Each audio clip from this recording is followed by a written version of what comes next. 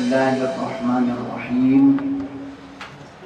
Alhamdulillahirabbil alamin. Yang terhormat ya Umi Muhaya. Muhaya ini nama nenek saya. Nenek saya namanya Muhaya ya, sama ya. Iya. Semoga Umi selalu sehat walafiat, dan selalu semangat ya untuk menjalankan ibadah kepada Allah Subhanahu wa taala. Yang sama-sama juga kita hormati Bunda Uci Nasution ya. Saya orang Betawi tapi saya juga dapat gelar Nasution karena saya abang guru. Jadi orang Betawi yang punya Nasution. Saya anak Nasution yang cinta sama Betawi. Oh gitu ya. Salawat dan salam kita sampaikan kepada junjungan kita Nabi besar Muhammad SAW, sang teladan yang akhlaknya adalah Al-Quran. Beliau Quran berjalan karena yang didengar hari-hari Quran, yang dilihat dipelajari hari-hari Quran, yang dipikirkan Quran, maka hatinya Quran. Karena hatinya Quran maka yang diucapkan juga Quran, yang dilakukan juga Al-Quran. Jadi beliau adalah Quran berjalan. Pada kesempatan tawakuf sementara ini, ya saya berterima kasih diberikan kesempatan untuk bisa ya berbincang-bincang ngobrol di sini bersama Bapak Ibu semuanya. Alhamdulillah. Ya, penting bagi kita sadar ya, bahwa Allah Subhanahu wa taala menciptakan kita, melahirkan kita di muka bumi ini dengan tujuan untuk beribadah kepadanya. Betul ya? Ada nggak Bapak Ibu yang pernah minta lahir ke muka bumi ini? Ada yang pernah mesen minta lahir di bumi ini? Nggak ada. Kalau boleh minta, saya minta ibu saya Bunda Uci ya.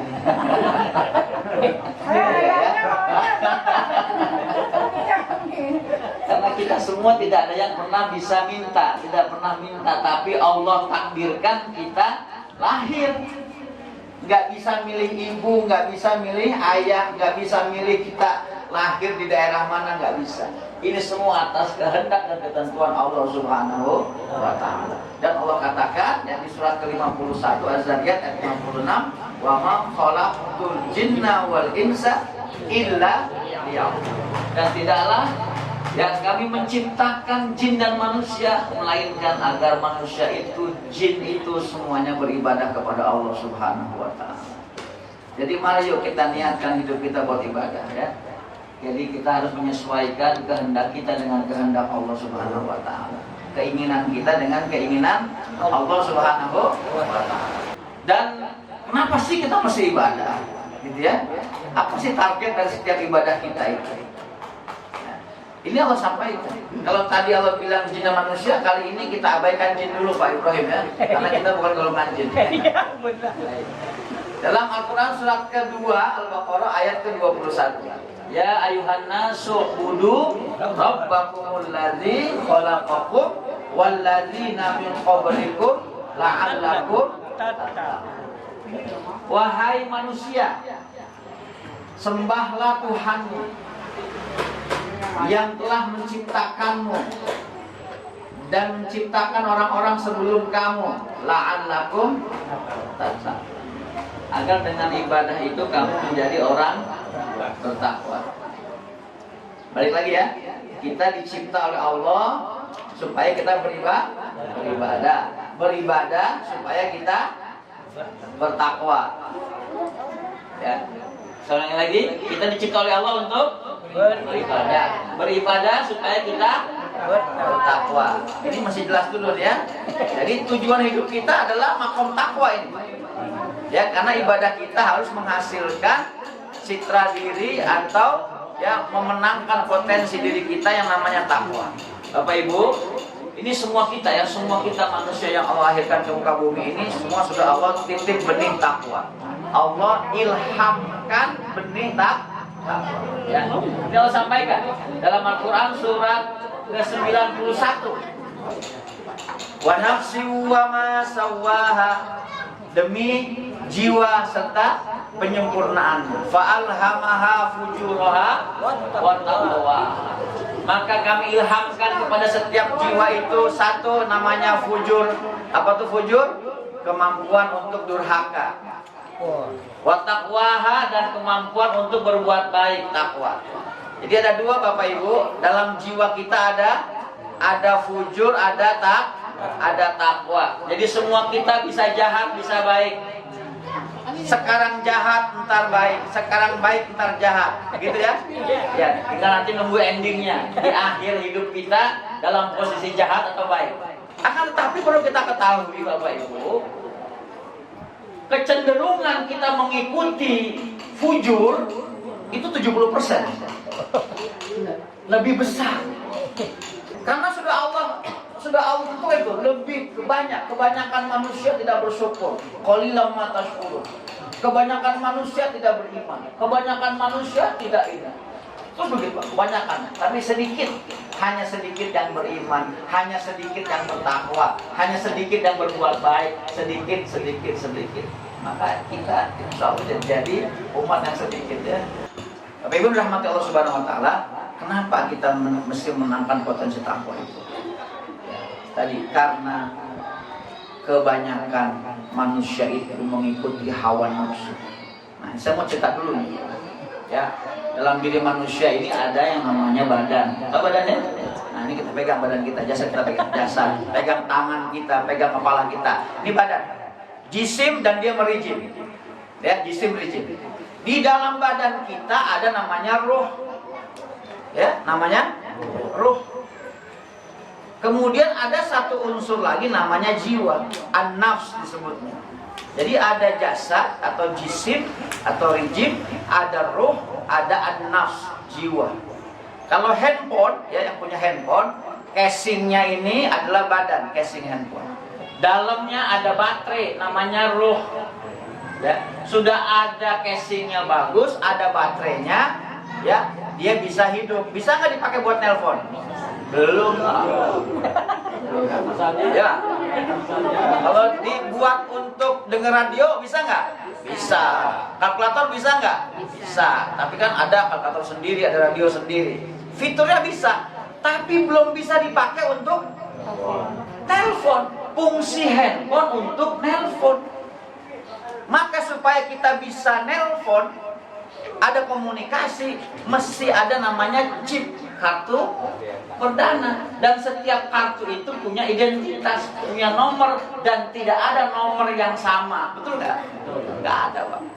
Banyak provider tidak ada nomor yang sama. Nomor itu adalah jiwa, Pak Ibrahim. Itu jiwa. Ya. Nomor itulah yang mesti kita pertanggungjawabkan di hadapan Allah Subhanahu Wa Taala. Ya, kalau provider kita bayar berapa, kita bayar. Dipakai berapa, dibayar berapa. Nah itu ya, itu terdata. Jadi kita ini seperti chip. Casingnya rusak bisa dibuang. Baterainya rusak bisa dibuang. Tapi kartunya jangan dibuang, karena bisa ganti casing. Betul Pak?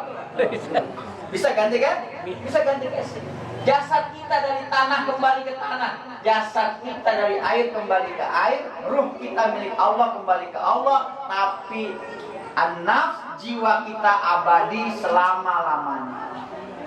Jiwa kita yang akan diminta oleh Allah pertanggung jawabannya, itu jiwa kita. Dan setiap jiwa kita Allah ilhamkan dua kemampuan, kemampuan jahat dan kemampuan baik. Kemampuan jahat namanya fujur, kemampuan baik namanya takwa. Tapi tadi kemampuan jahat 70%, Pak. Ya Allah. Kemampuan baik cuma 30%. Ya. Bapak Ibu mau milih yang mana? Ayo pilih yang mana? Pilih yang 30% ya. Oh, dicatat yang banyak ya. Kalau kita mau memenangkan potensi takwa, Pak, jalannya ibadah. Tapi ada satu ibadah yang paling efektif untuk memenangkan potensi takwa itu. Ibadah itu namanya puasa. Nah ini ya, namanya puasa. Nah itu yang Allah sampaikan tadi surat kedua Al-Baqarah ayat 183. Ya ayyuhalladzina amanu kutiba alaikumussyam kama kutiba 'alal ladzina min qablikum la'allakum tattaqun. Hai orang-orang yang beriman, yang dipanggil yang beriman. Padahal rukun Islam itu ada puasa. Tapi yang dipanggil yang beriman, kutiba alaikumussyam buat yang beriman. Karena banyak nanti orang Islam yang nggak puasa, betul nggak? Betul ya? Jangan kaget ya, lihat orang Islam nggak puasa. Ya, nggak puasa. Orang Islam belum tentu beriman, sepakat nggak? Sepakat. Ya, qalatil a'rabu amanna qul lam tu'minu walakin qulu aslamna. Surat Al-Hujurat ayat ke-14. Ya Ustaz Sabto ya? Betul. Orang Arab berkata, kami ini beriman. Kata Allah, ya, jangan bilang kamu beriman. Bilang kamu Islam. Kenapa? Karena iman belum masuk ke dalam hati. Berarti baru Islam belum aman nih Bapak Ibu, belum aman ya? Belum aman. Terus beriman sudah aman belum? Belum juga. Tadi Bunda Uci sudah sampai itu, beriman juga belum aman. Ya, di surat 61 ayat 2 dan 3. Ya ayyuhalladzina amanu lima taquluna ma la taf'alun. Hei orang-orang beriman, mengapa kamu itu omdo, ngomong doang tapi nggak kerja? Ya, kabura maqtan 'indallahi an taqulu ma la taf'alun. Amat besar kemurkaan Allah, kebencian Allah sama orang yang cuma bicara tapi nggak bisa berbuat. Jadi berarti beriman juga belum aman, Pak. Tunggu ya, belum aman beriman. Supaya kita aman, kita mesti ambil posisi yang namanya takwa. Karena orang bertakwa baru posisi paling aman. Allah jamin buat mereka yang bertakwa. Dan surat ketiga Ali Imran ayat 133. Wasari'u ila maghfiratin min rabbikum wa jannatin 'arduhas samawati wal ardu u'iddat lil muttaqin. Dan bersegeralah kalian menuju ampunan dari Tuhan kalian. U'iddat lil muttaqin. Surga itu Allah sediakan buat mereka yang bertakwa. Ini jaminan. Ya. Surga itu Allah sediakan buat mereka yang bertakwa. Mau surga enggak? Harus bertakwa. Mau surga enggak? Harus bertakwa. Ya, surat 51 ayat 15 yang kecantik. Ya, surat 51 ayat 15. Innal muttaqina fi jannati wa uyun. Ya. Sesungguhnya orang-orang bertakwa itu di dalam surga dan di mata air. Nah itu. Jadi ada jaminan Bapak Ibu ya, yang aman, posisi teraman adalah posisi kita dari Islam naik iman, naik pada takwa. Inilah yang paling aman. Maka sesungguhnya Allah Subhanahu wa taala menginginkan agar kita semuanya itu menjadi ahli surga. Maka Allah kasih kita ritual ibadah yang namanya puasa. Allah kasih kita Ramadan agar kita dapat meraih surganya Allah Subhanahu. Maka mesti disambut surga itu. Ya, tadi para sahabat 3 bulan sudah persiapan. Allahumma barik lana fi Rajab wa Sya'ban wa ballighna Ramadan. Ya Allah, berkahi kami di bulan Rajab, berkahi kami di bulan Sya'ban, sampaikan kami kepada bulan suci Ramadan. Karena memang di bulan Sya'ban itu malaikat Israel panen Bapak Ibu. Dikit-dikit assalamualaikum warahmatullahi wabarakatuh. Innalillahi wa inna ilaihi raji'un. Bulan Sya'ban itu bulan panennya malaikat Israel loh. Angka kematian luar biasa tingginya. Karena ternyata banyak orang yang tidak Allah izinkan sampai di bulan suci Ramadan itu. Ya, maka mereka yang sudah mohon kepada Allah, sudah menyambut dengan doanya Allahumma barik lana fi Rajab wa Sya'ban wa ballighna Ramadan, berarti dia sudah mempersiapkan diri mentalnya untuk sampai bulan Ramadan. Man fariha bidukhuli Ramadan harramallahu jasadahu ala nira. Siapa yang bergembira dengan datangnya bulan suci Ramadan, dia menyambut, mempersiapkan diri, maka dia Allah haramkan jasadnya dari api neraka. Subhanallah. Ya, itu doa luar biasa ya. Dibaca nggak Bapak Ibu doanya? Baca yang hafal ya. Kalau mak kan dibuat lagu makanya.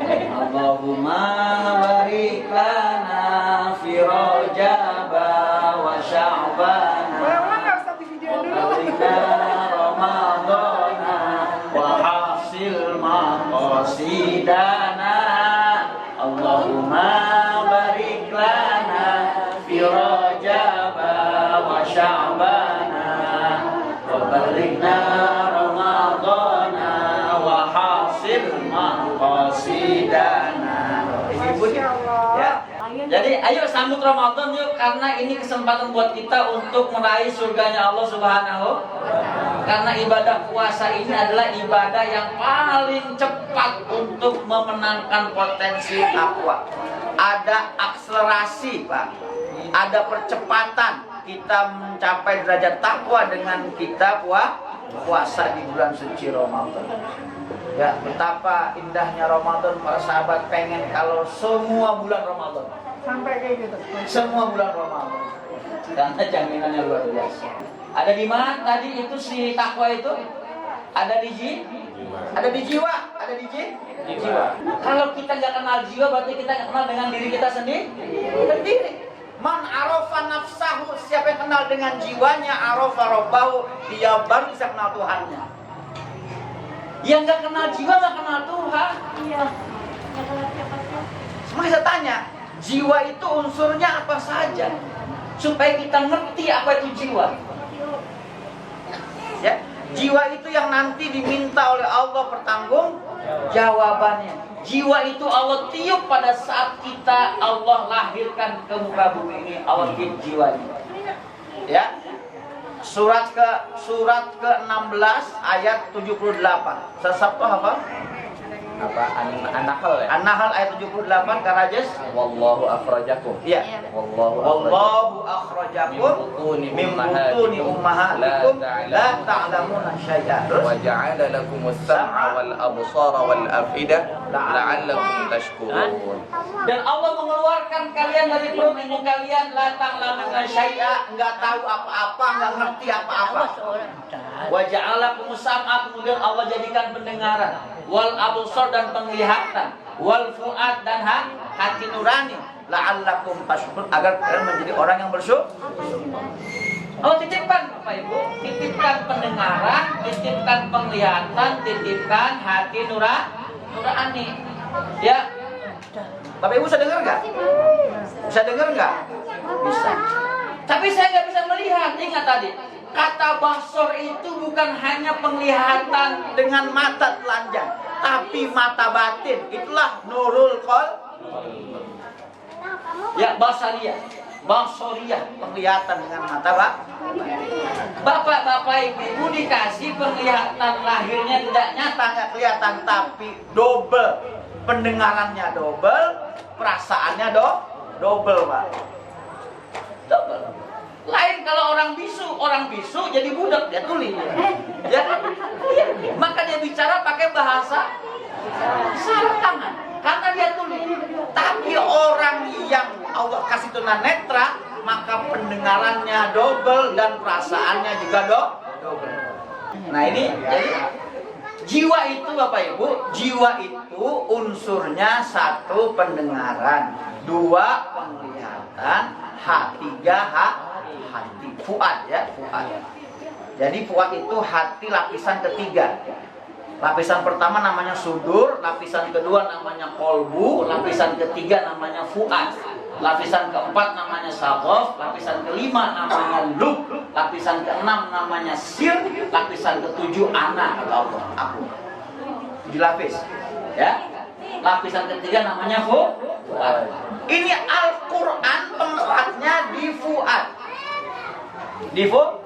Al-Quran bukan di sudur, Al-Quran bukan cuma sekedar di kolbu, tapi Quran ini dari sudur tembus ke kolbu, tembus dia ke fuad. hati nurani. Jadi itulah jiwa kita. Tasabtok, itu jiwa kita, pendengaran, penglihatan dan hati. Itu jiwa kita. Dan itulah yang diminta Allah tentang jawabannya ya. Surat ke-17 ayat 3. bihi ilm Innas sam'a wal basara wal fuada kullu ulaika kana anhu mas'ula. Nah itu. Ya. Jangan berbuat yang tidak tahu ilmunya. Sesungguhnya pendengaran, penglihatan dan hati semuanya akan diminta oleh Allah pertanggungjawabannya. Jadi jiwa kita adalah pendengaranmu, penglihatanmu dan hatimu. Itulah jiwamu. Bukan tangan, bukan mulut, bukan kaki. Tangan, mulut, kaki hanya aksesoris yang ini jadi saksi dalam pengadilan Allah Subhanahu wa taala. Al-yauma nakhtimu ala afwahihim wa tukallimuna aydihim wa tashhadu arjuluhum bima kanu yaksibun. Bukan itu, bukan. Tapi milik kita sesungguhnya adalah pendengaranmu, penglihatanmu dan hatimu. Maka tiga ini, jiwa ini harus diisi dengan Al-Qur'an. Allah pengennya ya diisi dengan ilmunya dari Quran. Ini jiwa apa ya? Ustaz Rajes, surat ke-7 ayat 179. Enak ini sama Hafiz ya. ولقد ذرأنا لجهنم كثيرا من الجن والإنس لهم قلوب لا يفقهون بها ولهم أعين لا يبصرون بها ولهم آذان لا يسمعون بها أولئك كالأنعام بل هم أضل أولئك هم الغافلون. Allah. Walaqad zara'na, dan kami telah menyediakan di jahannam untuk mengisi neraka jahannam. Katsiran minal jinni wal insi, kebanyakan dari golongan jin dan ya, karena yang dikasih ibadah jin dan manusia. Siapa mereka? Lahum qulubul la yafqahuna biha, mereka punya hati tapi tidak dipakai untuk memahami ayat-ayat Allah. Walahum a'yunun la yubsiruna biha, mereka punya mata nggak dipakai untuk mempelajari ayat-ayat Allah. Walahum azanun la yasma'una biha, mereka punya telinga nggak dipakai untuk mendengar ayat-ayat Allah. Ulaika kal an'am, mereka bukan manusia, mereka manusia seperti binatang. Ya, jiwanya binatang, badannya manusia. Manusia berkelakuan binatang. Balhum adol, bahkan lebih sesat, lebih hina daripada binatang. Ulaika umur ghafilun, orang-orang yang lalai. Jadi tadi jiwa kita itu memang pasangannya ayat-ayat Allah. Jiwa kita pasangannya Quran. Jadi kalau Quran nggak masuk ke dalam hati kita, ya, nggak masuk ke dalam telinga kita, nggak masuk ke dalam mata kita, maka nanti jiwa kita akan memenangkan fujur. Yang menang fujur. Ya, tapi kalau jiwa kita masuk Al-Quran lewat pendengaran, lewat penglihatan dan lewat hati kita, maka nanti kita akan memenangkan potensi takwa. Maka itulah Quran itu turunnya di bulan suci Ramadan. Surat kedua 185. Ustaz. Ayo Ustaz Sabto. أعوذ بالله من الشيطان الرجيم شهر رمضان الذي أنزل فيه القرآن هدى للناس وبينات من الهدى والفرقان. Ya, lihat. Ramadan itu di mana turun Quran? Kenapa turun Quran? Karena jiwa kita sedang siap-siapnya menerima Al-Quran. Ya. Surat kedua ayat 1 dan 2 Ustaz. Satu apa? Surat 2 ayat 1 dan 2. أعوذ بالله من الشيطان الرجيم بسم الله الرحمن الرحيم ألف لام ميم ذلك الكتاب لا ريب فيه هدى للمتقين. Ya. Alif lam mim. Zalikal kitabu la raiba fihi hudan lil muttaqin. Inilah Alkitab, tidak ada keraguan padanya, menjadi petunjuk bagi mereka yang bertakwa. Jadi jiwa kita Allah persiapkan untuk menerima Al-Quran. Maka Qurannya Allah turunkan dalam kondisi kita disuruh bertakwa oleh Allah Subhanahu wa Ta'ala. Jadi ayo Bapak Ibu, mumpung ya kita masih dikasih sehat sekarang, tinggal beberapa hari kita begitu masuk Ramadan, kita niatkan, kita berazam kepada Allah Subhanahu wa Ta'ala. Nanti kita akan mengisi Ramadan kita selain dengan puasa, dengan banyak mempelajari Al-Quran.